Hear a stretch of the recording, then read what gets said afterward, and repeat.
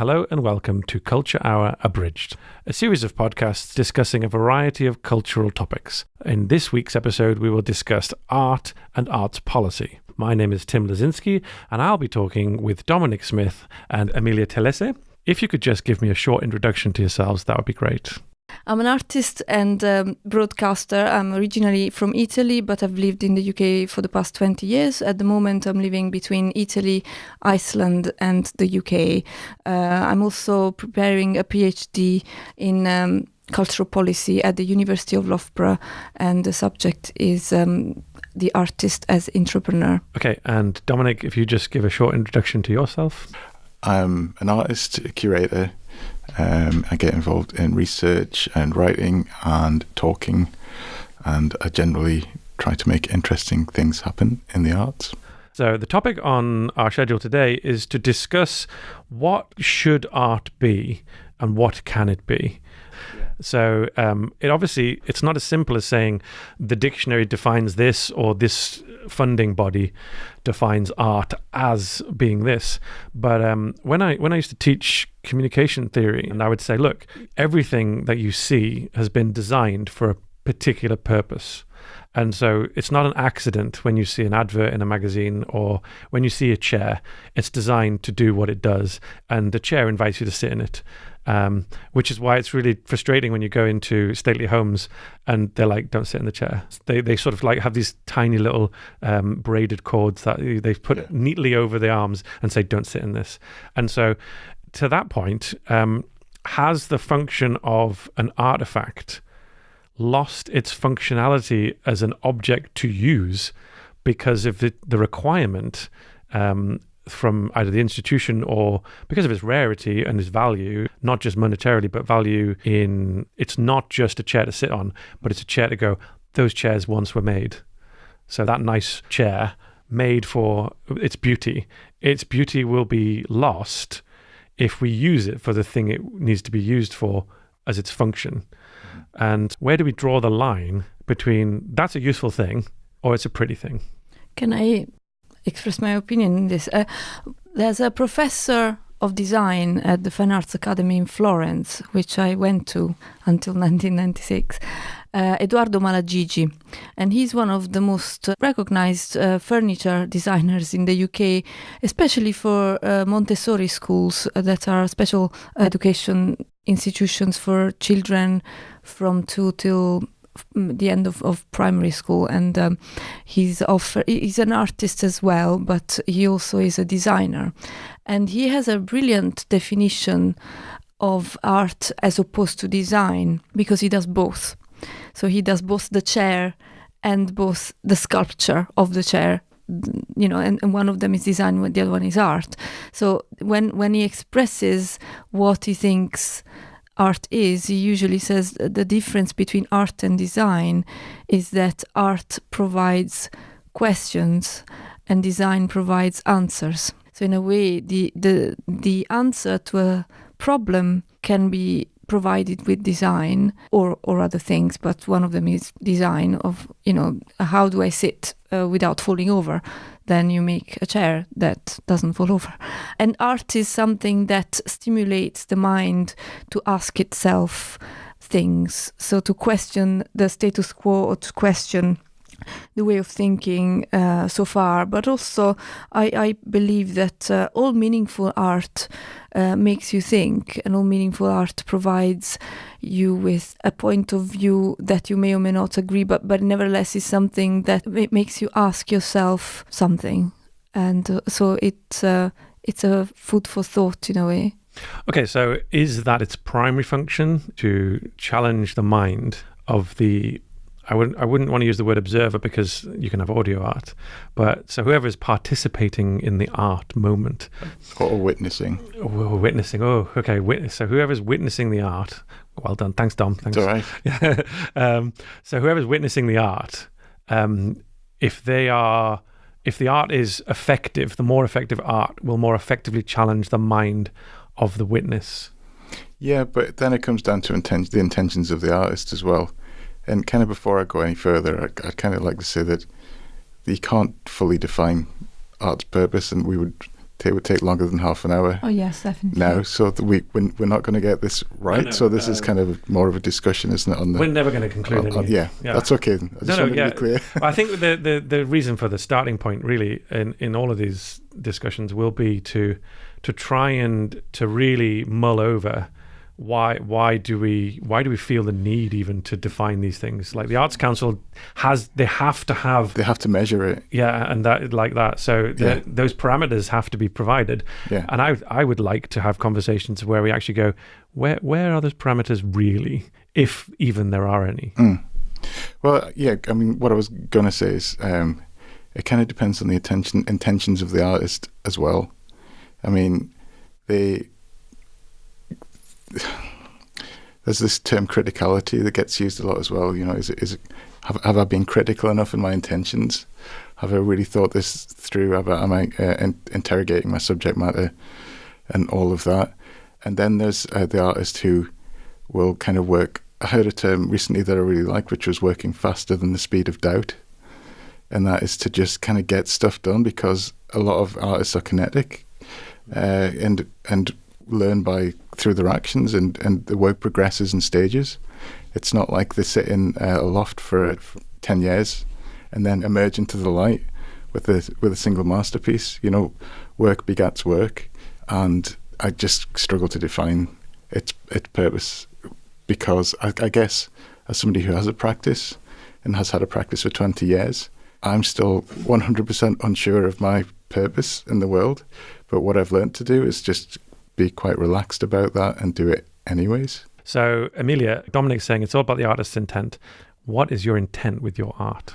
Well, I've started making art, I guess, art as defined as art, I guess, after I had a proper education at art school in Italy, because before then I didn't have the critical overview of what art had been before to define what I was doing as art. So I was interested in drawing and painting, but I wasn't in a way making art, because I didn't have the critical mass in my mind to do that. What I really was interested in is art as life. So I very much adhere to the movement of Gesamtkunstwerk, which is total art, where art is found in many things. For example, in politics, for example, in your life, in any realm that you can think of, you can find art. In a way, it's like a holistic way of looking at art. I transform my life in art with my performances. So I think that because the world is so incredibly vast and incredibly inscrutable, and the most inscrutable thing is the mind, is the human mind. So one of the points of view that I use is by looking within myself and seeing what question am I asking of myself and what can relate to the wider world. And this usually transforms itself into artworks that I made. For example, recently I was thinking a lot about Brexit and the fact that after 20 years of being in the UK, suddenly my status as a European living here was being questioned. And I thought a lot about displacement and borders and where people consider home. So I was thinking, how can I depict that in an artwork? And this is something that a lot of people are dealing with, not just me, but all of the many millions, I think it's 2-point-something millions of European citizens living in the UK. How have they dealt with? What do they consider home? If they've been here for 20 years, why are they not allowed to consider this country home? And why are they suddenly being questioned about this? And so I also thought about the Second World War and where people were displaced in different places. So I assumed a persona of an immigrant, which I technically am in the UK, even though I've lived here more than half of my life. And so I transformed myself in a stereotypical immigrant from the Second World War with a child escaping from a country. And I created a sort of tableau vivant of myself escaping from wherever and photographed that as a sort of 1940s Italian neorealism film poster that then was exhibited in Durham in an exhibition last month called Wabi Sabi, which is the Japanese concept of impermanence.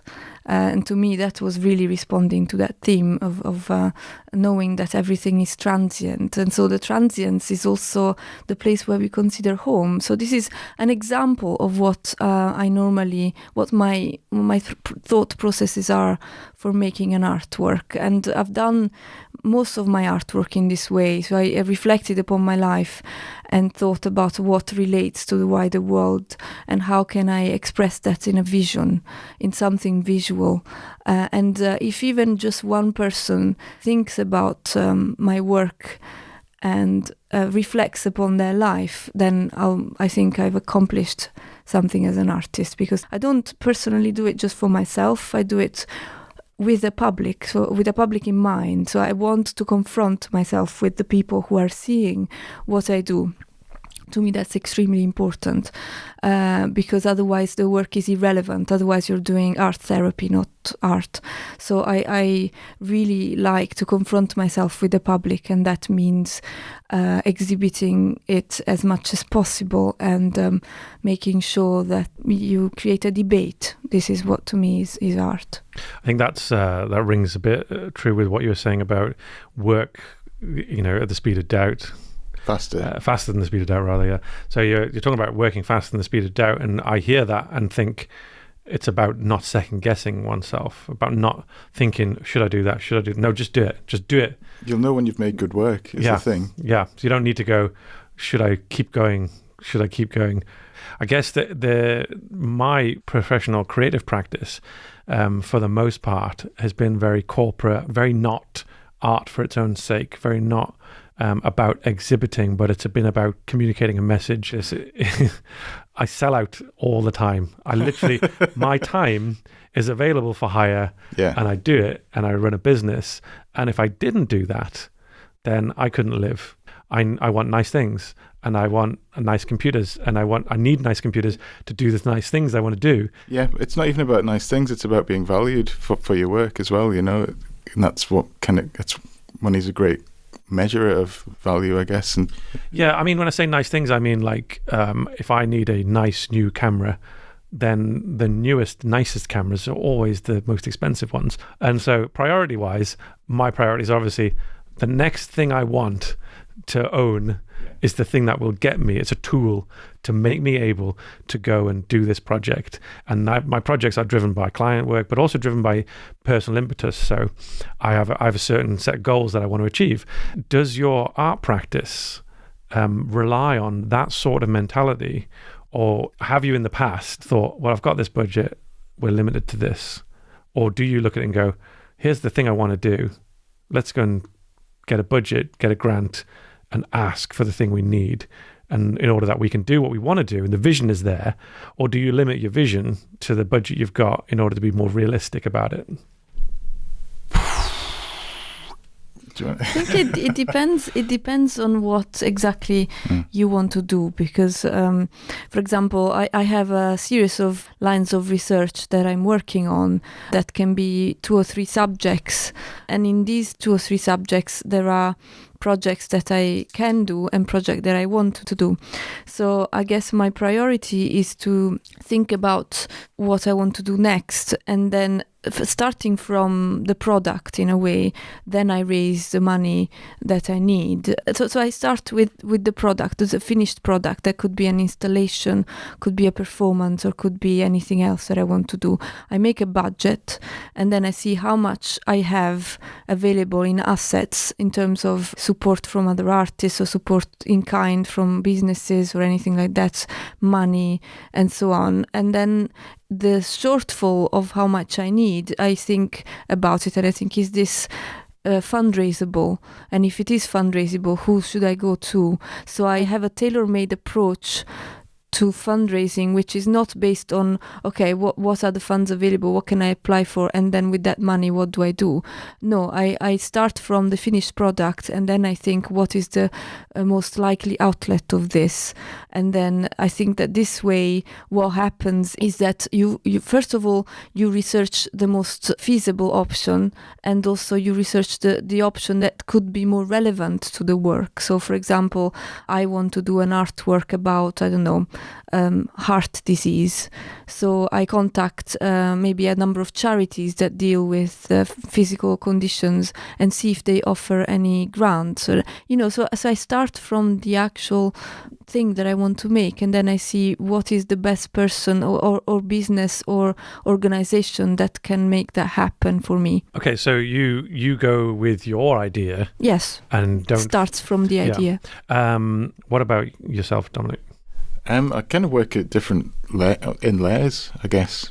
I am strategic in terms of needing to be able to kind of function as an artist, and that requires to have equipment. And I work with technology, so I tend to need access to computer technology and various things that cost money, cameras, various things.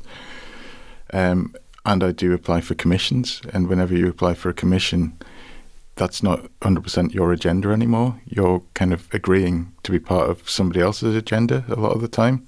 So you have to be strategic about your choice of commission as well. When you're in the earlier stages of your career, you tend to get commissions that are quite kind of toxic because you've just kind of wanted to work, and you want that experience and you want to build up that portfolio. And then you learn to kind of pick and choose them later through difficult experiences, perhaps. But yeah, so I'll tend to work within my means and outside of my means as well. So I'll work fast on kind of film-based stuff, audio-based stuff that I've already got the time and the equipment to make, without necessarily having a set goal in mind. Just to kind of almost like keeping a sketchbook would be for a painter or a sculptor. And then I'll apply for the larger commissions and residencies and put grants for the arts bids together for the more complicated projects that need resources. And that even at that point, you're working with a shared agenda, let's say. But the more experience you get, the more the better you get at making sure that that's an amicable agenda. That that it's an equitable arrangement between everybody who's involved in the project, I guess, as well. I hope that makes sense.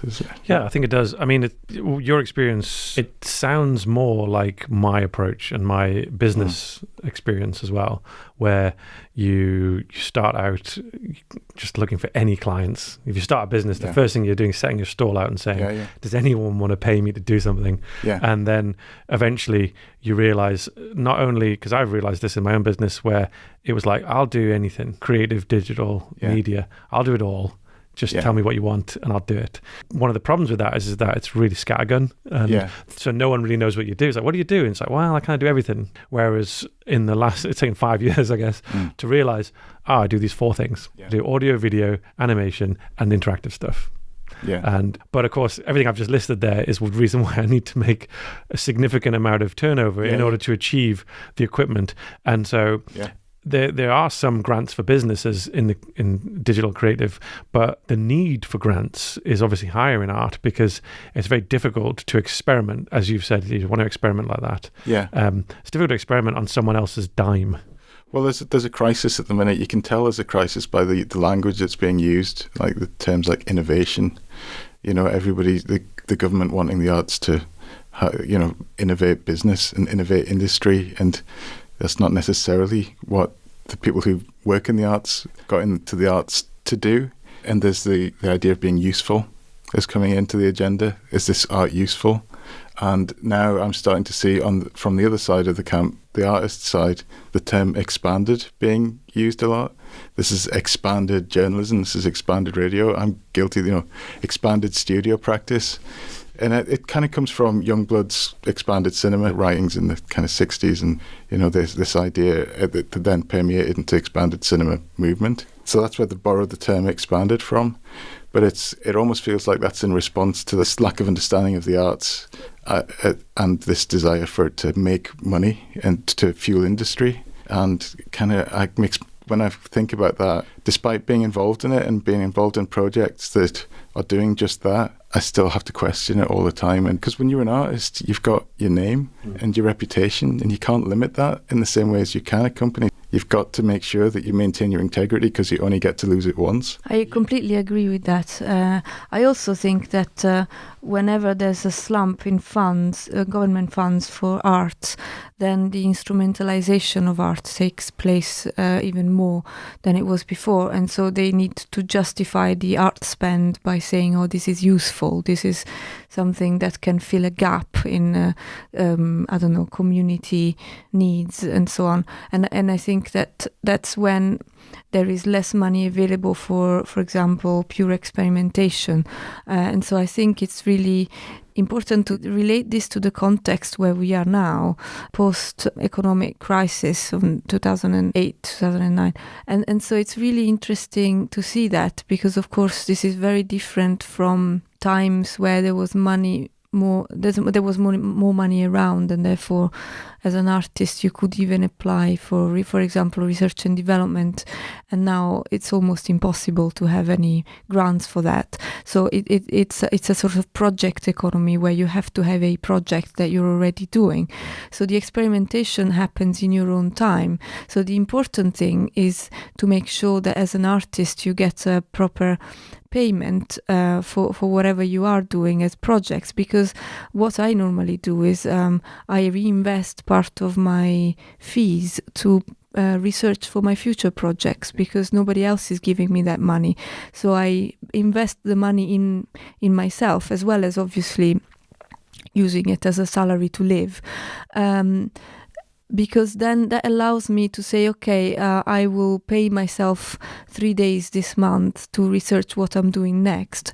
And that's extremely important, because I think I agree with Dom that integrity as an artist is extremely fundamental. And so if you lose that, you've lost your identity as an artist. I guess that's why I don't do the scattergun approach, because I want to be coherent to my lines of research. So if I don't know, if there is a call for artists to make a wooden bench somewhere, and I don't have any intention of making a wooden bench because I'm an installation artist, I won't apply for it just in order to get some money, because it's just a waste of time, because the final product that I would do is something that I'm not at all interested in.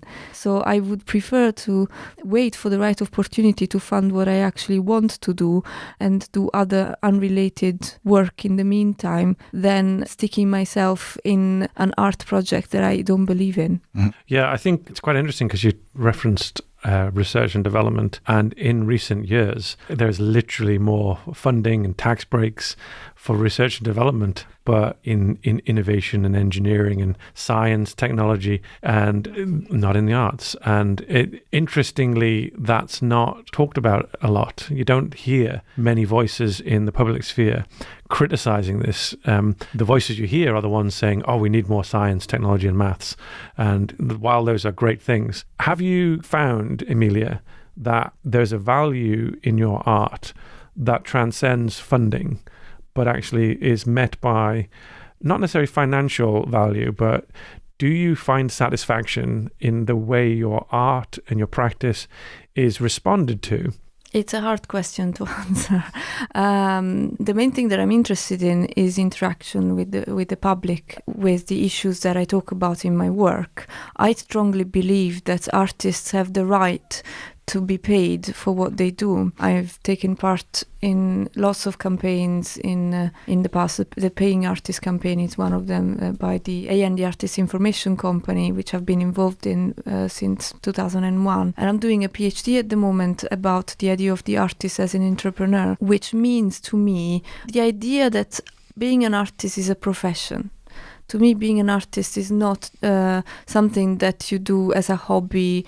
The only thing that I'm saying is that everyone has the right to be compensated for the thing that they love doing and the thing that they trained to do. And if I trained to be an artist, that has a value, and it also has an economic value. In the UK, there's quite a high contribution to the economy that is done by art, and a lot of artists don't see that value in themselves. They don't believe that what they're doing is valuable economically, and I think it is. So I think that the main thing that an artist has to do is value themselves. My dad used to say, you have to be the first person to value yourself, because if you don't value yourself, nobody will. And that's not just economic value, it's just valuing what you do and who you are.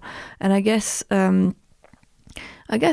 as an artist, because we've gone past the utility function of the artist as the maker of the provider of visual likenesses, like for example it was before the invention of photography. You called an artist and commissioned a portrait, and that was the function in a way. So the artist had a studio somewhere on the high street, and you'd go in, and then suddenly there was this glorification of poverty that also coincided with the invention of photography, where an artist's utility was debated, because you could just get a photograph made. And actually that sort of utility idea went over to photographers, who then had to fight for many decades to actually have photography recognized as a form of art. So it's an interesting dichotomy, because it talks about, the different forms of art and what is considered or not to be art, and, all that. But we could spend a whole PhD just talking about that.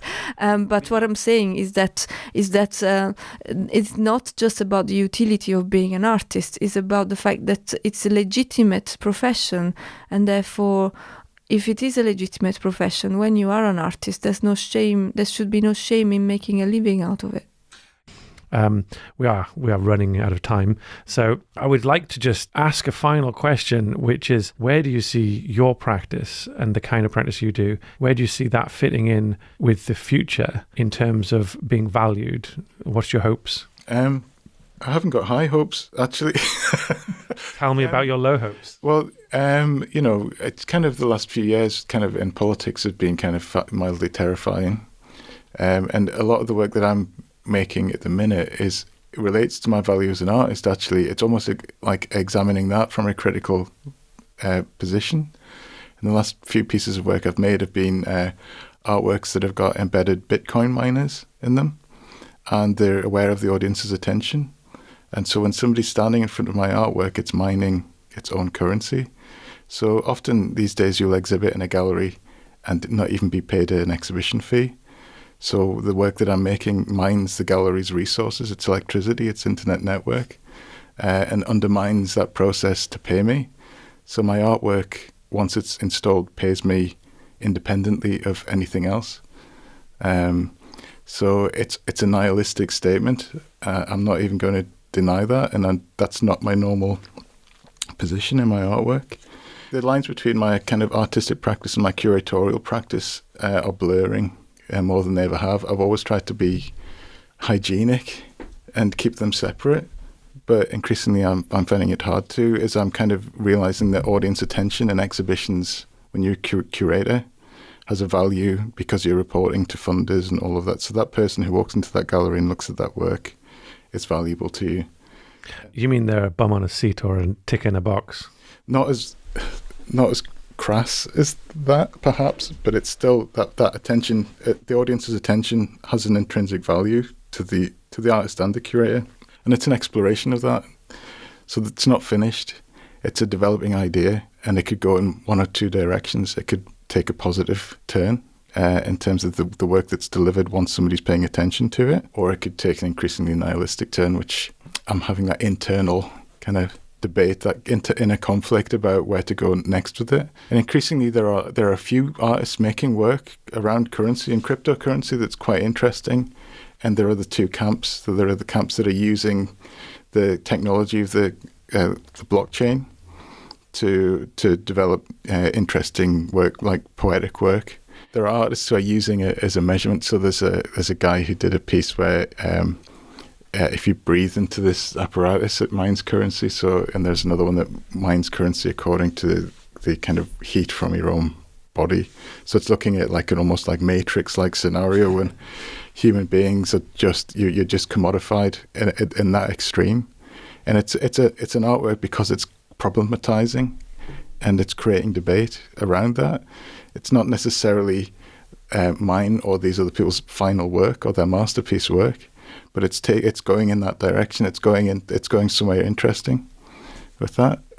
Because I work in new media and I'm fascinated by the impact that technology has on society, that's my focus at the moment. Okay, so and Amelia? Well, I've been trying to explore the different meaning that this idea of total art has in my practice, and one of the things that I want to explore is how far does it go? You know, how far do you make your art your life, and vice versa? And as a performance artist, one of the things that is hard to pin down is a tangible object or a product that is more than just an ephemeral event that you go and see. So what I'm doing at the moment is researching ways of permanence within the boundaries between performance art and installation. My next work is going to be to do with smells.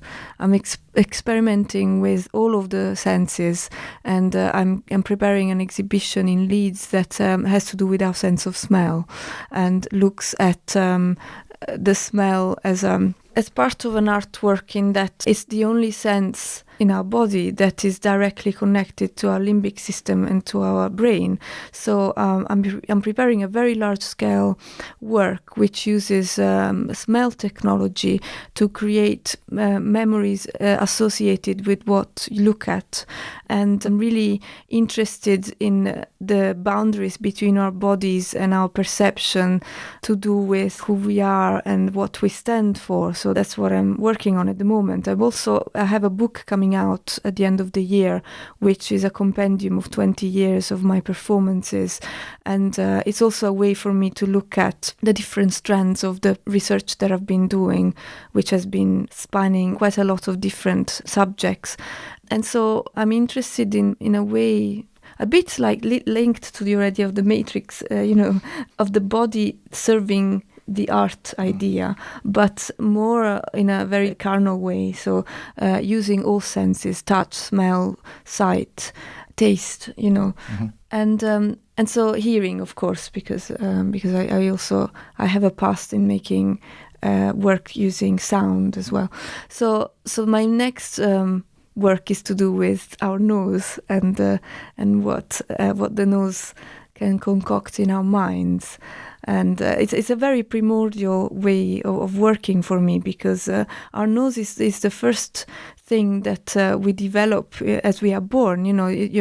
A baby knows the smell of their mother and of the mother's milk and can recognize it amongst anything else, really. And so it's a way of survival. And I'm really fascinated by that. So in a world where we look at our phones constantly and all our social interaction is becoming filtered by a machine, I'm actually interested in the body. I'm interested in what we do using all of our senses, not just tapping on a phone or looking at a video.